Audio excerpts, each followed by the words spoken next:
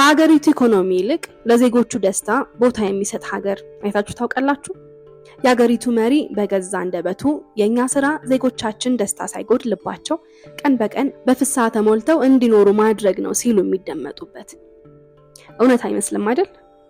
ግን እመኑኝ፣ የዚህች ሀገር ስኬት የሚለካው ሀገሪቱ በየዓመቱ በምታስመዘግበው አጠቃላይ የሀገር ውስጥ ምርት ሳይሆን በዜጎቿ ደስተኝነት ልክ ነው። እስቲ ሀገሪቷን ገምቱ።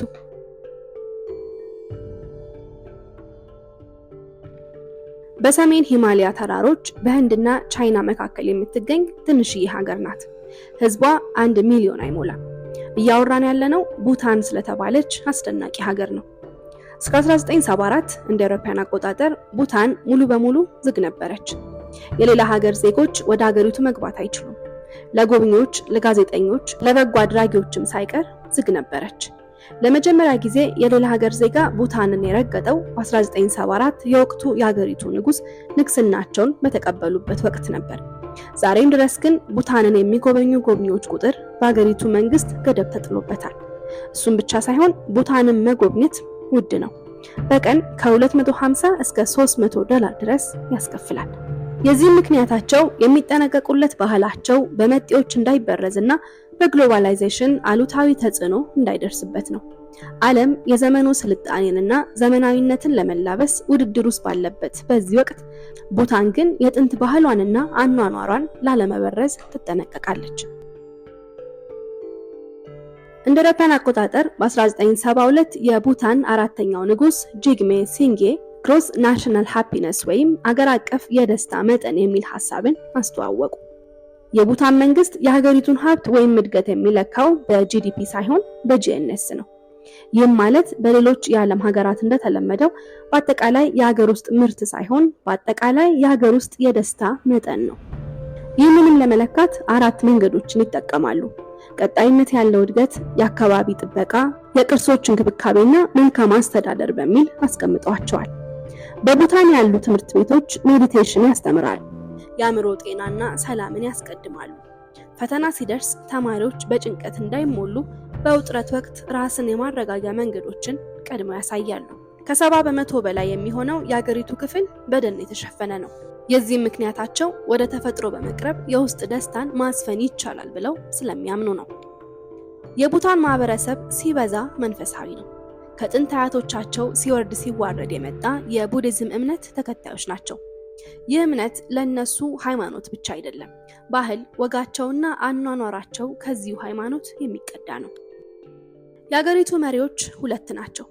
የመጀመሪያው የሀገሪቱ ንጉስ ጂግሜ ቄሳር ናምጌል ሲሆኑ ሌላኛው ደግሞ ከፍተኛው የቡዲዝም መንፈሳዊ መሪ ቱልኩ ጂግሜ ናቸው። መንፈሳዊ መሪው በሀገሪቱ የሚገኙ በርካታ የቡዲዝም መነኩሴዎችን ያስተዳድራሉ። በተጨማሪም የሀገሪቱ ንጉስን መንፈሳዊነትን በተመለከተ ጉዳይ ላይ ያማክራሉ። ይህ እንግዲህ በቡታን ሃይማኖትና ፖለቲካ ያላቸውን ቁርኝት ግልጽ አድርጎ ያሳያል። ሰማያዊ፣ ነጭ፣ ቀይ፣ አረንጓዴና ቢጫ ቀለሞችን የያዘው የቡታን ሰንደቅ ዓላማ ሁሉም ቀለሞች የሚወክሉት ትርጉም አላቸው። ሰማያዊው ሰማይን፣ ነጩ አየርን፣ ቀዩ እሳትን፣ አረንጓዴው ውሃን እንዲሁም ቢጫው መሬትን ይወክላሉ። ሰንደቅ ዓላማው ከፍ ብሎ በንፋስ ሲውለበለብ በእያንዳንዱ ቡታናዊ ቤት ውስጥ የሚደረገው ጸሎት መላው አገሪቷን እየባረከ እንደሆነ ያምናሉ። ከሃይማኖታቸው ቀጥሎ ለስነ ከዋክብት ትንበያ ወይም ለአስትሮሎጂ ያላቸው እምነት ሌላ መታወቂያቸው ነው።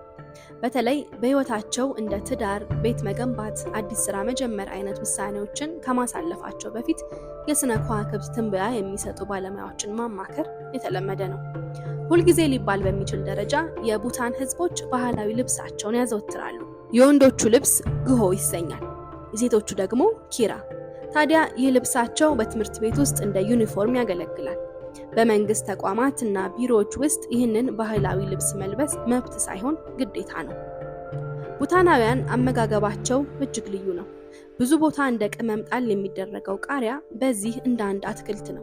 ኤማዳትሺ ብሎ የሚጠሩት ተወዳጁ ባህላዊ ምግባቸው ከቃሪያና ከቺዝ የሚዘጋጅ ነው። ቀይ ሩዝ፣ የደረቀ የበሬ ወይም የአሳማ ስጋም ይዘወተራል። ቅመም ደመቅ ያለበትና የሚያቃጥል ምግብ የሁልጊዜ ምርጫቸው ነው። በተራሮችና ደኖች የተሸፈነው በርካታው የአገሪቱ ክፍል ቀዝቃዛ የአየር ንብረት እንዲኖረው በማድረጉ የሚያቃጥል ምግብ የሁልጊዜ ምርጫቸው እንዲሆን አድርጓል። የቡታናውያን ብሔራዊ ቋንቋ ዲዞንካ ይባላል። ይህ ቋንቋ በተለያየ አይነት ዘዬ ይነገራል። ልክ በኛው ሀገር አማርኛ ቋንቋ በጎጃም፣ በጎንደር እና በወሎ የራሱ አነጋገር ዘዬ ወይም ዲያሌክት እንዳለ ሁሉ ይህም ቋንቋ ከ19 በላይ ዲያሌክት አለው። ለቡታናውያን ቋንቋ መግባቢያ ብቻ አይደለም፣ ባህል፣ ወግና አኗኗር የሚገለጥበት ሚስጥርም እንጂ። በቡታን በርካታ ፌስቲቫሎች ጊዜያቸውን ጠብቀው ይከናወናሉ። ከሌሎች ሀገራት በተለየ መልኩ ፌስቲቫሎቹ ከአዝናኝነታቸው ይልቅ መንፈሳዊነታቸው ይጎላል። የቡዲዝም መነኩሴዎች በጋራ ሆነው የተለያዩ ካራክተሮችን ወክለው ይጫወታሉ። ህዝቡ ባህላዊ ልብሱን ለብሶና ዘንጦ ዝግጅቱን ይከታተላል። በእነዚህ ፌስቲቫሎች ኃጢአት የሚታጠብበት፣ መባረክ የሚትረፈረፍበት ነው ብለው ስለሚያምኑ ጤና ተጓድሎበት በአልጋ ላይ ያለ ሳይቀር አቅሙን አሰባስቦ በዚህ ቀን ይገኛል። ቡታናውያን ለጥበብና የእጅ ስራ ልዩ ፍቅር አላቸው። ስዕል፣ ቅርጻ ቅርጽ፣ ሽመና፣ የእንጨት ስራና ሌሎችም በስፋት ይከወናሉ። እንዲህ አይነቱ ተግባር የአንድ ቤተሰብ የኢኮኖሚ መሰረት ከመሆኑ በበለጠ የሀገራቸው ረቂቅ ሚስጥር፣ ባህል፣ ልማድ፣ ሃይማኖትና የአኗኗር ዘይቤ የሚታይበት በመሆኑ ትልቅ ቦታ አለው። እንዲህ ባለችና በዚህ ዘመን እውነት በማትመስል ሀገር ውስጥ ምንም አይነት ፈተና ህዝቡ አይገጥመውም ማለት የማይመስል ነው።